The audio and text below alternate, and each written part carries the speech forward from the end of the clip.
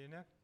Well, we've still got quite a bit of time, and we're going to give you an opportunity now to make comments and also ask questions. I think you all agree that we were given an outstanding account of various cardiovascular and cardiac problems, but clearly there may be areas that you would like to explore further. So the opportunity is now open to you. Okay, so if you just raise your hand and then identify yourself and ask the question. Fine. Over there. Point that way. Hi, my name is Nicole Jaff. I'm a PhD research fellow. I'm looking at metabolic health risks in women transitioning across the menopause. I have 3 separate questions, very quick, I hope. Vis-a-vis the role of estrogen, I know Naomi and I sit very much, or stand very much on the same page vis-a-vis that.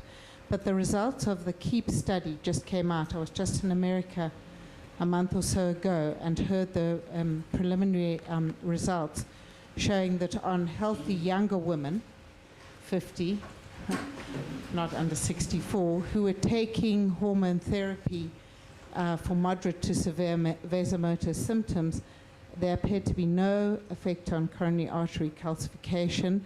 They appeared to improve inflammatory markers. HDL, which we've seen before, was raised, and LDL lowered, specifically an oral conjugated estrogen, which was somewhat surprising. Some of it was a bit surprising to me, and don't want people to take it as the golden go to just give all women estrogen. But I'd like to know Dr. Rappaport's view on that. One other thing, in my cohort, I'm seeing over 62% of women as obese, 15% morbidly obese. But in looking at the preliminary lipid results, they seem to have quite low levels of cholesterol, but strangely very, very low HDL and quite low LDL and total cholesterol, and I'd like a comment on that. Okay, thank you. Naomi, I think the first bit you would be commenting on, because it's an area that's been fluctuating quite a bit, and maybe Colin can then follow on, commenting on what was described as possibly a dyslipidemic sort of issue. Thanks, Nicole. There has been quite a lot of turmoil going on in terms of when you get benefit from estrogen therapy, because if you look at the early studies that have been done, there seems to be a protective effect of estrogen. However, as I said to you right in the beginning, that was then taken as being beneficial therapy at any age. And this was the big mistake that we made in terms of estrogen therapies, that you can't take a woman 20 years after menopause and put on to therapy expecting a benefit.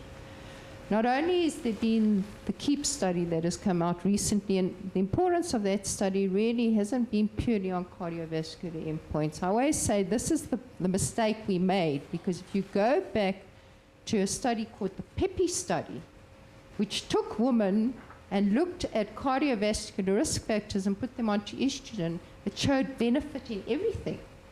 But when we did looking at outcomes, we actually got the opposite. So we really need more work to come through. There have been major learning points, and I keep saying to the obstetricians, gynecologists, we've learned a lot through them, because we learned from, in fact, that PEPI study that you couldn't give estrogen on its own to women. It had to be with progesterone. Otherwise, there was an increased risk in terms of endometrial cancer. That came from a cardiac study. We've learned that our dosages need to be less. So when I went into practice, all women were on tri-sequence forte. We don't get that medication anymore. In fact, the dosages have gone down. There's just been the Danish study, which was published in the BMJ, again, which shows that there probably is a benefit in starting hormone therapy at the time of menopause, but their preparation they used is an over-preparation. So we're in a process of evolution. And all I can say is that in patients who've got cardiac disease, don't go and put them onto the therapy at this stage.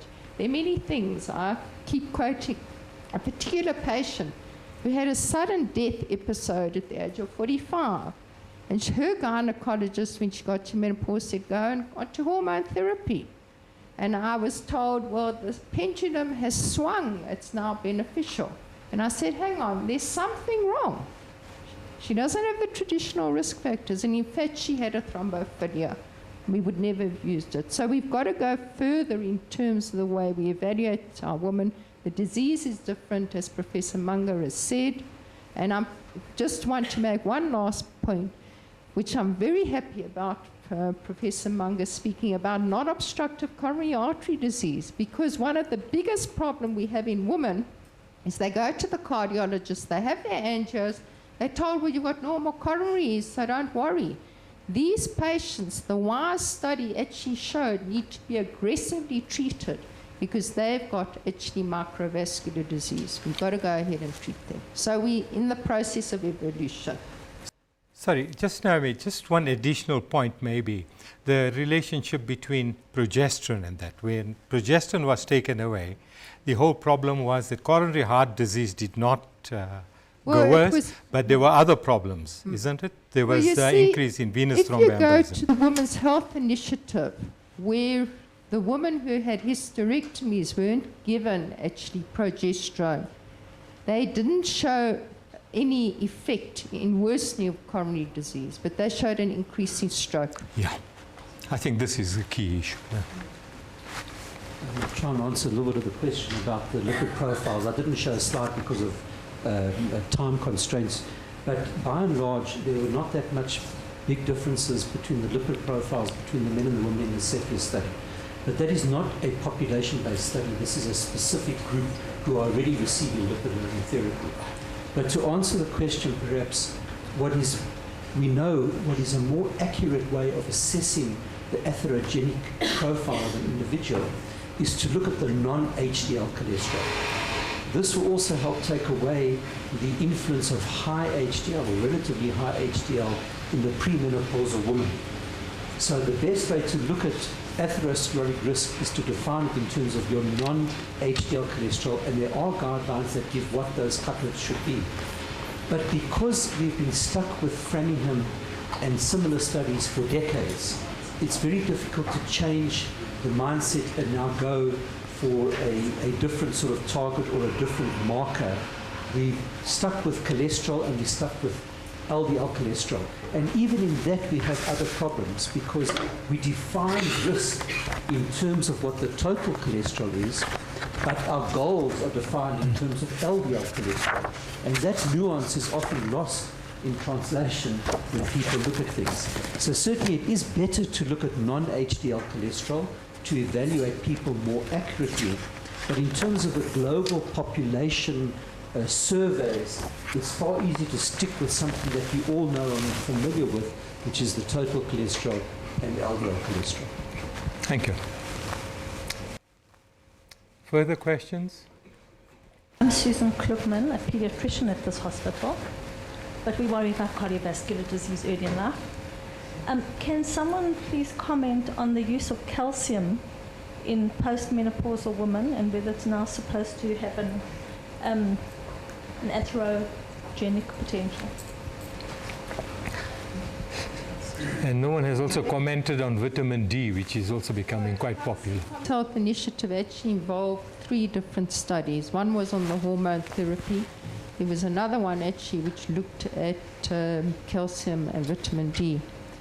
And they showed that in women who were given calcium, in fact, that quite a lot of them ended up with renal stones. And the question comes in terms of, is our dosaging of calcium incorrect? That's the one thing. In terms of calcium being associated with calcification of coronary arteries, and in terms of looking at it as a risk factor, we really don't know. But as Professor Variava correctly said, the emphasis really is now moving to vitamin D, because in fact that whole pathway of parathyroid calcium and vitamin D are interrelated. And I have been looking at vitamin D for many years in my patients, and you'll be very surprised to find that in South Africa, a lot of us are actually vitamin D deficient. And the emphasis now seems to be look at correcting your vitamin D. If you go into the literature, you actually see a fortune being written about vitamin D now and its associations with hypertension, coronary artery disease, depression, diabetes, you name it, there's an association with it. So we need to really go back to getting patients treated in terms of that and then looking forward. But in terms of calcium itself, we're not truly sure of the association.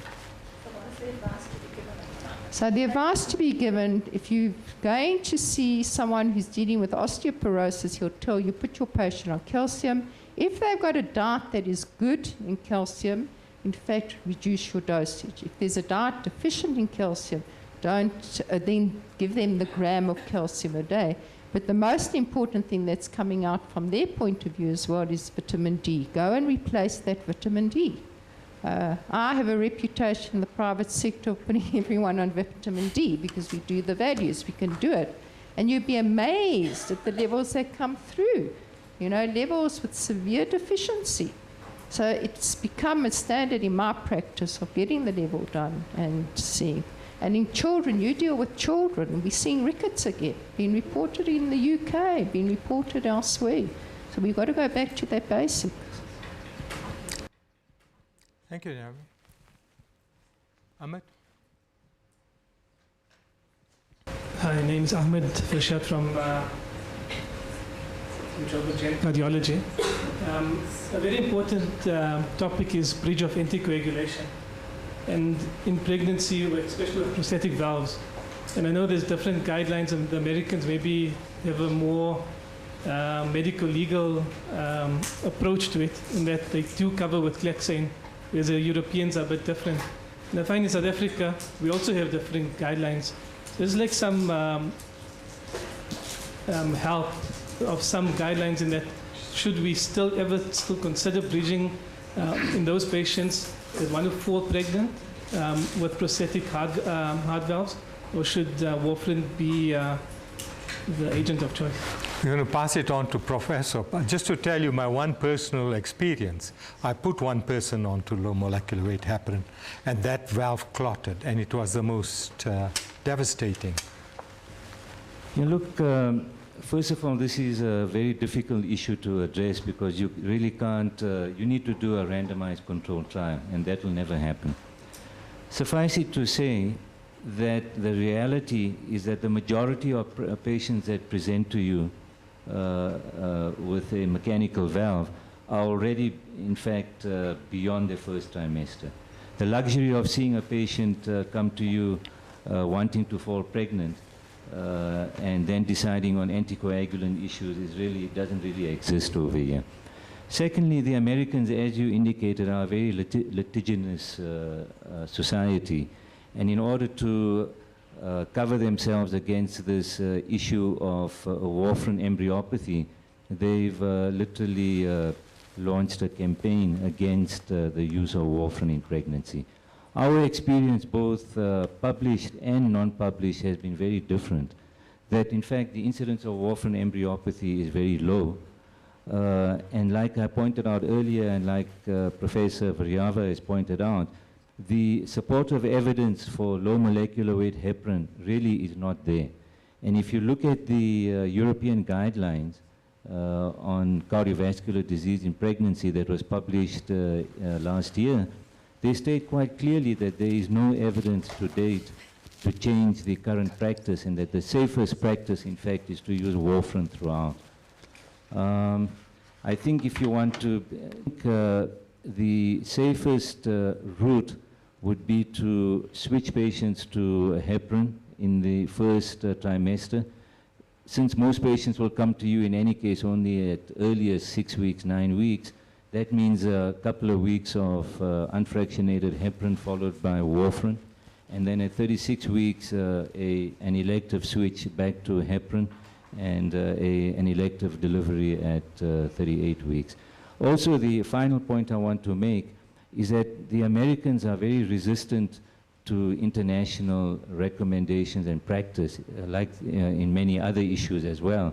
And they don't use INR in terms of warfarin control, they still use the old-fashioned PI. And as you know, that's a very inaccurate way of monitoring warfarin control because of differences in sensitivity or thromboplastin. And so it might be, in fact not might be, I think there's good evidence to show that they over-anticoagulate their patients with warfarin. And they get INRs of 3.5 and 4, and then they get all the bleeding complications. So I think the current practice that we have and what they suggest in the European guidelines are in fact the most practical approach to this problem. Thank you. Praveen? Rafik, I agree with you that most patients that do present with prosthetic valves, when they do present with pregnancy, they're in fact quite late. But we just completed a study here of 20 patients using low molecular weight heparin. Karen knows that in fact the first study that was started, both here and at Chris Hani, called the HIPCAT study, using low molecular weight heparin. Out of 10 patients, 3 patients died due to clotted valves. Now, it's like the stent story. Okay, when coronary stents were put in, so many patients died because the stents thrombosed. And if there wasn't an evolving process of ongoing anticoagulation, we would have never progressed beyond what coronary stents now are. And so it's not necessarily a fault of low molecular weight heparin, it's the fault of how it was being used and how it was being administered. And so within this 20 patients, what we did was we in fact very accurately measured the anti-factor 10A levels, keeping it anti-factor 10A levels between 1 and 1.2. The problem with that is that it requires intensive monitoring. And we've in fact just published 20 patients with no mortality due to valve thrombosis in none of those patients. There was some minor bleeding at the time of delivery. So in fact, it is feasible if done in a proper setting. So that is available, Amit, but as I said, it requires very intensive management of an individual patient if you want to avoid the problem of warfarin embryopathy. So it is easy to, it can be done if you want to transition someone who wants to fall pregnant without warfarin. But it's not always possible. Okay. I just really want to make a comment, and that is I was waiting for the entire afternoon for some mention of sleep disorders. Thank you, Meryl, for just actually putting sleep there. But it is important. It's another elephant in the room, and that is the other 8 hours of every day that we're not looking at. And there's very clear evidence that sleep apnea is associated with both systemic inflammation and coronary artery spasm and increased risk of ischemic heart disease. We also know that presence of insomnia increases the risk of future depression. And so we really need to, I think we need to start looking at sleep disorders linking into this whole thing. And sleep disorders in women is totally under-researched, particularly sleep apnea. It's all been focused on men. But also after the age of menopause, women are much more likely to have sleep apnea. So we need to start looking at that. That is my plea. Thank you. I think that's a very valuable addition to all this. I just want to ask Eckhard, Professor Buchman, one question. You didn't mention when do we start treatment of the blood pressure in patients who come in with PET. You know, we are aware of the fact that if you start too early, you may aggravate the ischemia, placental ischemia. And if you allow it to go too high, there are other consequences of that very high blood pressure. So what do you recommend? Okay, there's two issues. One is people with mild hypertension, with blood pressures under 160, 110, should they get antihypertensives? The randomized trials don't show any difference in outcome in terms of hard outcomes of death and perinatal mortality, but they show that these people less often go to severe hypertension. So there's not a lot going on, but the general consensus is treat if it's about 150, 100. Aim for 140, 90, 130, 90. Don't bring the blood pressure too low, because then you get not enough head of pressure going to the uterus and the baby gets in trouble. The second issue is severe hypertension, and there's a general consensus, 160 systolic or 110 diastolic needs emergency management. And our treatment is different from everyone else. As obstetricians, we use either labetal intravenously or nifedipine oral tablets, short-acting, and with very good results. And those are internationally recognized treatments. I'm a bit worried about the short-acting nifedipine in obstetrics too, because there have been problems. And in fact, some of us say we shouldn't be using short-acting nifedipine in pregnancy also. Yeah, we know. Thank you. Praveen? I actually want to direct this at Meryl. Meryl, I mean, we see depression, and you highlighted that quite often with cardiovascular disease. I'm not quite sure that every depression I see I need to send to a psychiatrist, which you intimated. I mean, the SSRIs are really reasonably safe drugs. They don't have a huge amount of interaction with the cardiovascular drugs that we use. And in our own experience, the only time we really need to, firstly, you can't get an appointment with a psychiatrist. So that's the one issue. But I mean, secondly, it is the point that they can be fairly safely used if you know how to use them, especially if you've used them frequently in the past. But they certainly need to be used because depression is a common problem. Thanks, Praveen. Yeah, I think one of the other differences is the other little part of the treatment, and that is the psychotherapy. You know, as psychiatrists, we actually do talk to our patients, and that's why you can never get appointments, because ours are always so long while we yak away about all the problems. But the other part of the other arm of the treatment is the psychotherapy, which is important. So if you only have the one and not the other, it's not as effective. And sure, there'll be some patients who you can just give medication and they get better, but not always. And so perhaps what you could do is with your patients just link with the psychiatrist and try a few and see how well you're going. Because then maybe what you can do is you can refer those patients to a psychologist for the psychotherapy and then leave out the psychiatrist out of that treatment loop. Any other questions? Well, if there aren't any more, I must just sort of state that this was a very productive meeting. I think we learned a great deal, and all the presentations were precise and to the point and did not go over time. So I think we need to congratulate all the presenters for that. And a very strong message has come through that cardiovascular risk factors and cardiac problems in ladies are underestimated. And because of that, we aren't treating it effectively. We are, in fact, not risk stratifying effectively. And those are issues that we need to take back and to try to remedy. Just one thing that I find a bit worrying, that despite all this cardiovascular morbidity and mortality, higher death rates from ischemic heart disease, women still live longer than us. And this is something we need to explain.